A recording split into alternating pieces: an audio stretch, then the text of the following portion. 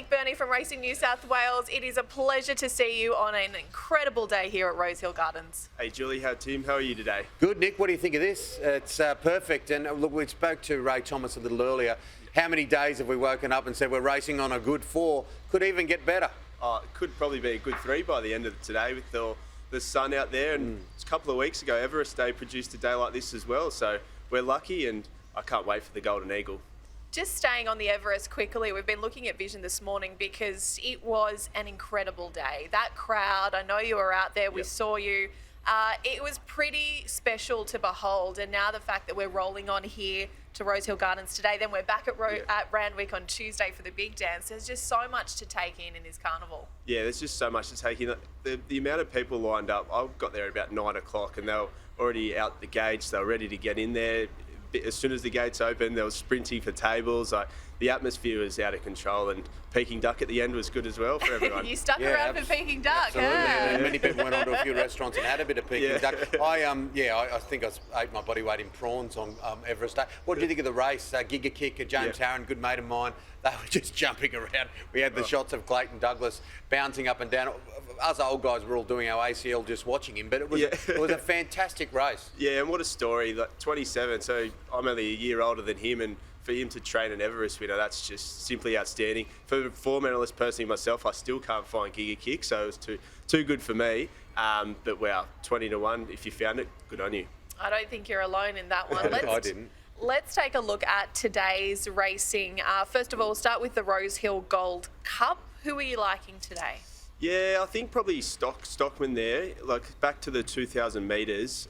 He's probably got the trial leading into the Melbourne Cup, but look, he'll be rock hard fit and running on strongly there. So he's probably my top pick there. Yeah, Stockman is. That win the other day was outstanding. What about the Nature Strip? Look, lost and running. He's probably going to want to atone for the Everest. Look, he's getting around that $2.25.30 mark, but wow, he's fantastic last start. He fastest 4-2 splits over there. I think if he gets the perfect map today, he just might be ready to win.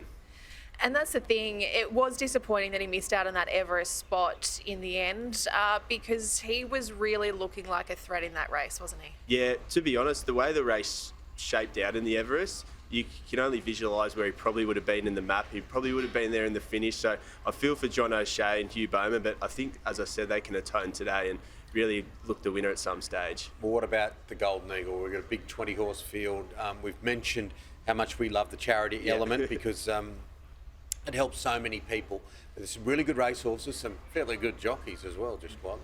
I can't go past the French import, Light Infantry. If you go back and look at his last run, that's serious elite Group 1 form overseas. Now, it was a high-pressure race that day. They really went at it about the 800 to 600. He just kept finding, and the winner to come out of that race is probably one of the best horses in Europe. The third-place getter went to win a Group 2 race.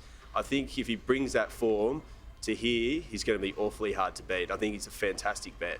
And Frankie Dettori was out here yesterday walking the track as well, and he was saying on TV it looks a little bit tighter than what it is around the turn. Yeah, that is probably the only query, especially for Light Infantry. It's only been down a straight track, so that's the little quirk that it hasn't seen it yet, but I don't want to be negative on that because it still hasn't had its chance to show what it can do around a turn as well. Where else can you find us some winners at maybe a good price? I think actually Fangirl in the same race. I want to give a little tick to there in the Golden Eagle, just at a big price. But if we're going to go for a roughie in the last Black Duke, now forget its last run was on a heavy 10 track, so it just didn't handle that. If you go back through its good form, it can really be in the finish here. I think it's 26-1. My last check. I love the get out. Yeah, they get race 10, so we can blast out or hopefully go right on with it. So I'm looking forward to that in the last. All right, what we're going to do is bring up the graphic now like we usually do so we can run through all your tips today. So in the Nature Strip Stakes, you've got the Lost and Running. Golden Eagle, you're going with Light Infantry.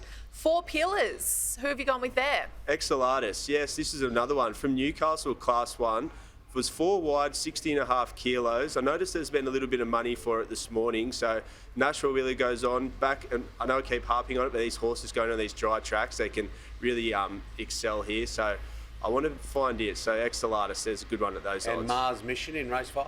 That's probably the next best horse for mine. Second up last prep, went to Moonee Valley and just bolted in by 4.5 lengths.